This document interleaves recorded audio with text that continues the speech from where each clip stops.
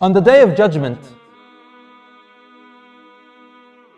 in Sahih Muslim and similar in Tirmidhi, 3 people will be brought: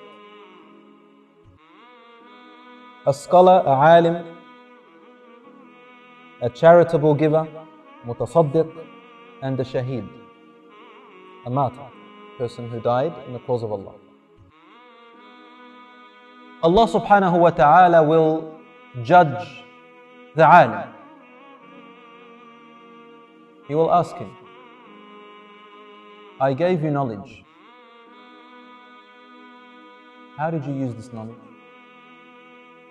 The alim will reply, Rabbi, my Lord, I taught this knowledge seeking your pleasure.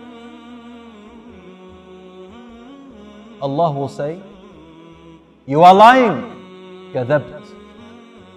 And when the angels hear this, they reply, you are lying. The angels say it because they know that whatever Allah says is the ultimate truth. Allah will then say, you only taught this knowledge so that people can praise you and say, MashaAllah, what a knowledgeable alim. Let us put him in the front rows. Let us favor him by honoring him first. Let us give him food before others. Let us put him in our expensive cars. Let us give him from ourselves everything. Let us call him this and honor him in that way. And this is what you did it for. You have received what you intended for. You have received what you intended for.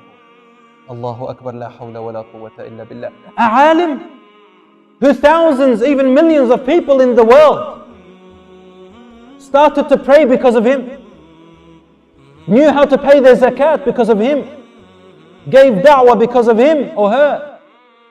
People have saved themselves from hellfire because of this alim, what they taught them. He will be called a liar because of something that was inside, which only Allah knew. A alim can be like that. Yes. Even an alim can be that. Allah does say in the Quran, وَقَدِمْنَا إِلَى مَا عَمِلُوا مِنْ عَمَلٍ فَجَعَلْنَاهُ هَبَاءً.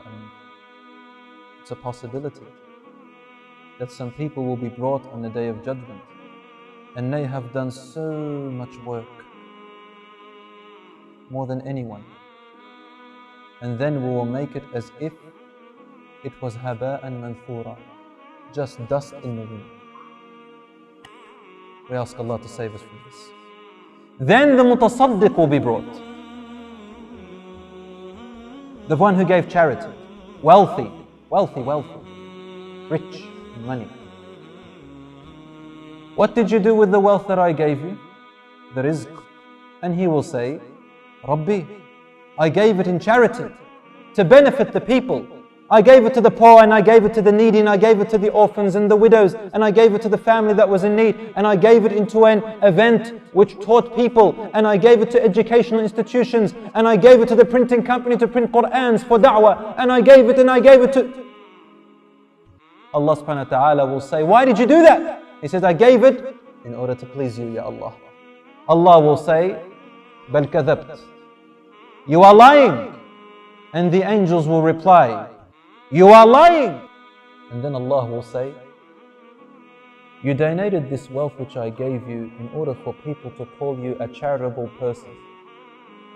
And so your name can last after your death as being a charitable person, a generous man. And because you intended that, you have received.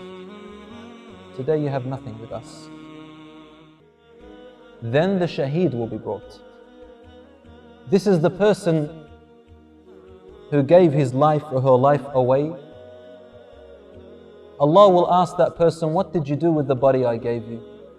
And he or she will say, I fought in your cause, I died in your cause, I stood up for the truth in your cause against the oppressive ones, and so I am a shaheed.